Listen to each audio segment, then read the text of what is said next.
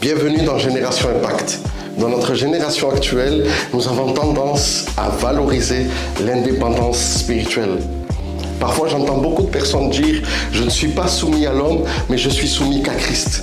Alors certes, mais si Christ a placé des autorités, des conducteurs dans les églises, à quoi servirait-il ?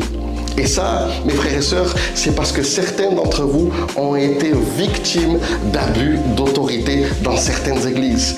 Mais ce n'est pas pour le cas qu'il faut rejeter cette loi qui est aussi puissante pour notre vie.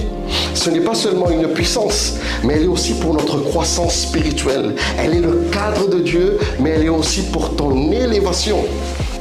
Parfois, on pense même que la soumission, c'est être faible, c'est être inférieur. Alors qu'en réalité, la Bible va dire comme ceci dans Ephésiens 5, 21. Mes frères, soumettez-vous les uns aux autres dans la crainte du Christ, dans le respect du Christ. Et ça, il y a beaucoup de personnes qui veulent marcher dans l'onction, mais sans la soumission. Et ça, c'est quelque chose qui n'est pas possible. Jésus lui-même a repris sévèrement ceux qui recherchaient la première place. Il va dire, celui qui s'élève sera abaissé et celui qui s'humilie sera élevé. Donc tu vois qu'en réalité, la soumission, c'est quelque chose, une attitude de cœur avec l'humilité.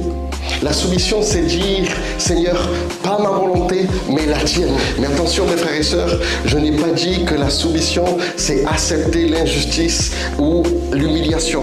Mais bien au contraire, c'est marcher dans la vérité de Dieu, dans l'amour de Dieu et dans le respect.